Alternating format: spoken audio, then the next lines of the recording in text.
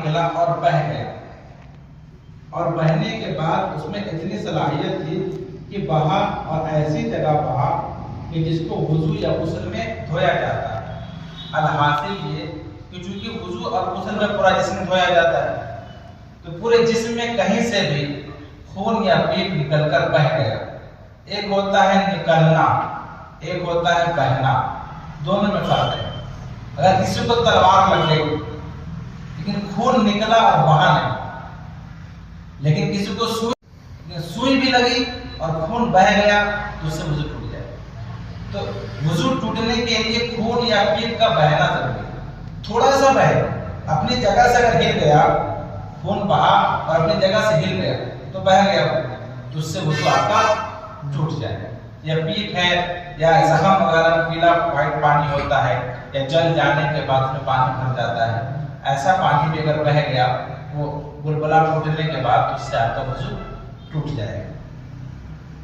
खून अगर चमका या उभरा और बहा नहीं तो उस सूरत में क्या होगा, वुजू नहीं टूटेगा। जैसे अगर आपने समाप्त करवाया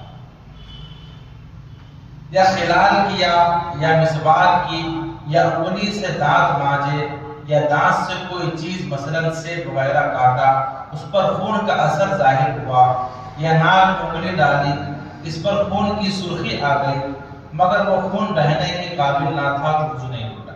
बहुत मरतबा ऐसा होता है कि हम खिलाल करते हैं तो देखेंगे खिलाल में खून लग जाता है, या कुछ चीज काटते हैं या गन्ना वगैरह जो होता है कुछ छीलते हैं ऐसे जोर से तो देखेंगे थोड़ा थोड़ा खून उस पर लग जाता है। या कभी कभी ऐसा होता है अचानक हमारे नाक में उंगली वगैरह डालने से पता चलता है उंगली में खून लगता है। तो इस तरह का खून है कि मतलब सिर्फ लगा, बहा नहीं, तो उससे आपको वुजू नहीं टूटेगा। यानी खिलाल करते हुए खून निकलने से थोड़ा सा खून निकला, अगर बह गया, थूक में आ गया तो वो तो वुजू टूट जाएगा। लेकिन मुख्तसर ये कि खून निकलने के बाद वो चाहे दांत से हो या हाथ से हो, कहीं से बह गया हल्का सा भी तो वुजू टूट जाएगा, और नहीं बहा, अगर से निकला लेकिन बहा नहीं तो वुजू नहीं टूटेगा। उसकी बहुत सी सूरतें हो सकती है, बस आप इतना याद रख लें कि बहनी नहीं चाहिए। बह गया तो टूट गया, नहीं बहा तो नहीं टूटा।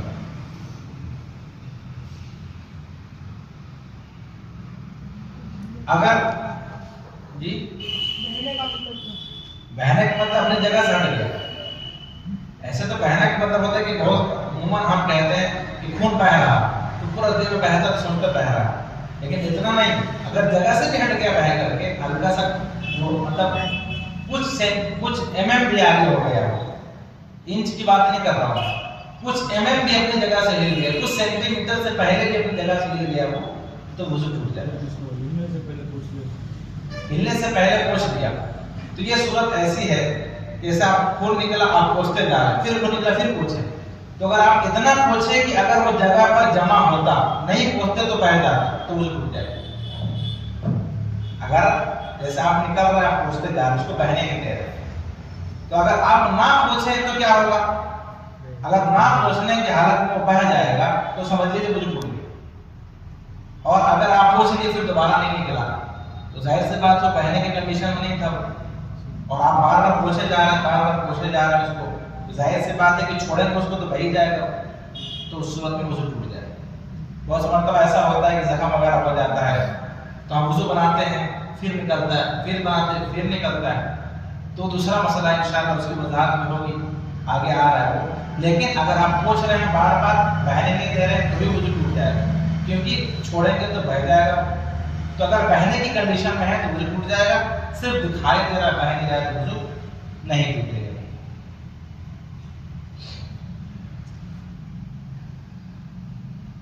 कहते हैं कि अगर बहा, खून बहा मगर ऐसी जगह नहीं आया कि जिसका वुजू या गुस्ल में धोना फर्ज हो, मसलन आंख में दाना था और टूटकर अंदर ही फैल गया, बाहर नहीं निकला, या पीप या खून कान के सुराखों के अंदर ही रहा, बाहर नहीं निकला, तो उन सूरतों में वुजू नहीं टूटेगा।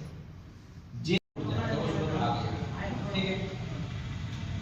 गोश्त में इंजेक्शन लगाने से, हम इंजेक्शन लेते हैं तो उसका क्या होगा, मैं क्या इंजेक्शन लेने से वुजू टूटता है कि नहीं टूटता, वो समाप्त फरमाए कि गोश्त में इंजेक्शन लगाने में सिर्फ इसी सूरत में वुजू टूटेगा जबकि बहने की मिकदार खून निकले। बस औकात ऐसा होता है कि जब डॉक्टर इंजेक्शन देता है तो खून भी निकल जाता है। गोश्त की बात और याद रखें, एक होता है नस में सुई देते हैं, नस वगैरह में सुई देते हैं, एक गोश्त कमर में देते हैं सुई गोश्त में, या आस्तीन में यहाँ पर बाजू में देते हैं, इसको गोश्त कहते हैं। और यहाँ पर जो देता है डॉक्टर कभी भी सुई, यहाँ पर हो या आगे कहीं भी देता है इस एरिया में, तो गोश्त में नहीं देता, वो नस में देता है। तो नस का मसला अलग है, गोश्त का मसला अलग है। तो अगर गोश्त में दिया सुई, यानी कमर पे दिया या यहाँ पर दिया है, बाजू में दिया, तो कहते हैं कि अगर खून निकल गया इंजेक्शन की वजह से और बह गया तो वुजू टूट जाएगा। और अगर इंजेक्शन दिया लेकिन खून वगैरह नहीं निकले, जैसे अमूमन नहीं निकलता, इंजेक्शन देने से खून नहीं निकलता है गोश्त में, लेकिन अगर निकल गया बह गया तो वुजू टूट जाएगा। और नहीं निकला तो वुजू, सिर्फ इंजेक्शन देने की वजह से वुजू नहीं टूटता। जबकि नस का इंजेक्शन लगाकर पहले ऊपर की तरफ खींचा, जो कि बहने की मिकदार में होता है, लिहाजा वुजू टूट जाएगा। जब भी डॉक्टर नस में सुई लगाता है ना, तो देखेंगे आप सुई डालता है फिर पीछे खींचता है, इस चीज को जांचने के लिए कि नस में पकड़ा है कि नहीं पकड़ा। तो इंजेक्शन डाला आपके नस में और वापस बैक खींचता है, तो खून इंजेक्शन में आता है, फिर वो दवा डालता है। तो नस में दिया और उसने इस तरह किया कि रिटर्न वापस खींचा फिर डाला, तो वुजू टूट जाएगा। क्यों? क्योंकि खून निकला है, और खून इतना निकलता है कि अगर उसको सिरिंज से निकाला जाए बाहर तो खून बह जाएगा। तो अगर नस में दिया और नस में देने के बाद वो रिटर्न खींचा फिर इंजेक्शन दिया तो वुजू टूट जाएगा। और अगर नहीं खींचा, नस में तो सुई लगाया उसने लेकिन उसको रिटर्न नहीं खींचा, सीधा दवाई डाल दिया, तो सूरत में वुजू नहीं टूटेगा। खींच करके फिर डाला है इंजेक्शन में सुई, खून लेने के बाद फिर रिटर्न किया है, तो सूरत में वुजू टूट जाएगा। इसी तरह ग्लूकोज वगैरह की ड्रिप नस में लगवाने से वुजू जाएगा, क्योंकि बहने की मिकदार और निकल कर आ जाता है। वही बात है जैसे हम ग्लूकोज चढ़ाते हैं, इसको हमें पानी चढ़ाना कहते हैं। अगर कोई पानी चढ़ा रहा है, उसका इंजेक्शन लगाने से पहले उसने डॉक्टर ने ऐसा किया कि सिरिंज से पहले खून खींचा फिर वापस डाला, तो सूरत में वुजू टूट जाएगा। हाँ, अगर बिलफर्ज बहने की मिकदार में खून निकलने में ना आए तो वुजू नहीं टूटेगा। वही बात है कि अगर आपको सिरिंज वापस नहीं लिया, उसने सीधा ना दवाई डाला जिस तरह खून में डालता है, तो उस सूरत में वुजू नहीं टूटेगा।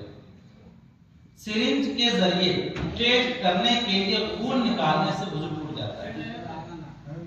सिरिंज के जरिए जो हम टेस्ट देते हैं, किसी चीज का खून टेस्ट करवाना चाहते हैं, ब्लड टेस्ट, तो जो खून निकालेगा तो उससे आपका वुजू टूट जाएगा, क्योंकि ये बहने की मिकदार होता है। इसलिए ये खून पेशाब की तरह नापाक भी होता है। इस खून से भरी हुई शीशी जेब में रखकर नमाज ना पढ़िए। अगर इंजेक्शन खून लेने के बाद आप बोतल में भर देता है, अगर आपको कहीं जाना हो उसको लेकर के लैब वगैरह में, नमाज का वक्त हो गया तो जेब में रखकर उसको नमाज नहीं पढ़ना, क्योंकि नापाक खून जिस्म से निकलने के बाद नापाक हो जाता है। जिस तरह पेशाब नापाक है, इस तरह खून भी जिस्म से निकलने के बाद नापाक है। और इसलिए मैं एक चीज और अर्ज करता हूँ, यहाँ पर बहुत से भाइयों को मैंने देखा है कि जब उसको उंगली वगैरह कट जाती है तो मुंह में रख लेते हैं, उंगली वगैरह कटती है तो खून निकलता है तो मुंह में रख लेते हैं। बहुत से लोग देखेंगे आप, चोट लगी खून निकलने लगे तो मुंह में रख लेते हैं। हराम है, क्योंकि वो खून जब निकल गया जिस्म से तो नापाक हो गया, और नापाक जिसका मुंह में रखना जायज नहीं। इसलिए कभी भी किसी इस्लामी भाई को ऐसा देखें जो अगर उंगली कटने पर वो खून मुंह में चूस रहे हैं, फौरन उनको मना कीजिए कि आप ऐसा मत कीजिए कि खून जिस्म से निकलने के बाद नापाक हो जाता है। फिर फरमाते हैं कि आंख की बीमारी की वजह से आंख में दर्द हो रहा है आपके और पानी गिर रहा है, तो उससे भी वुजू टूट जाएगा। कोई प्रॉब्लम हो गई, आंख में दर्द हो रहा है और उस वजह से आंख से पानी गिर रहा है, तो उससे आपका वुजू टूट जाएगा। लेकिन रोने से वुजू नहीं टूटेगा, आंसू गिरने से वुजू नहीं टूटेगा, लेकिन कोई बीमारी की वजह से, किसी दर्द की वजह से आंख से पानी गिर रहा है तो उससे वुजू आपका टूट जाएगा। और वो जो दर्द की वजह से पानी गिर रहा है आंख से, तो उसको आंखीन वगैरह से ना पूछे। क्यों? क्योंकि वो पानी नापाक होता है। दर्द की वजह से अगर आंख से पानी गिर रहा है या किसी प्रॉब्लम बीमारी की वजह से गिर रहा है तो उस सूरत में आप उस पानी को आस्तीन से ना पोंछे, क्योंकि वो पानी नापाक है। ठीक है, और यूं ही आंसू गिरे तो पोंछ भी सकते, उससे वजू भी नहीं।